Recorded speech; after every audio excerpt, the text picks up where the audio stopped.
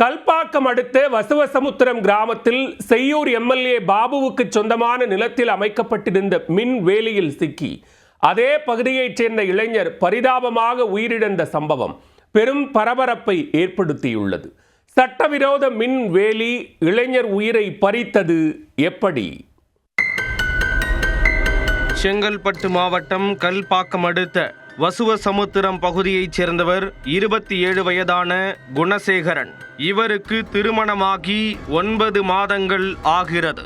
இந்நிலையில் இவரது உறவினர் ஒருவரின் வயலில் தண்ணீர் பாய்ச்சுவதற்காக சனிக்கிழமை இரவு விளை நிலத்துக்கு சென்றுள்ளார். அந்த நிலத்தின் அருகே செய்யூர் எம்எல்ஏ பாபுவுக்கு சொந்தமான விவசாய நிலம் உள்ளது. அவர் அந்த நிலத்தை குத்தகைக்கு விட்டிருப்பதாக கூறப்படுகிறது. குத்தகை நிலத்தில் நெல் பயிரிட்டுள்ள நிலையில் காட்டுப் பன்றிகளால் பயிர்கள் சேதமாகாமல் இருப்பதற்காக நிலத்தை சுற்றி சட்டவிரோதமாக மின்வேலி அமைத்திருக்கின்றனர்.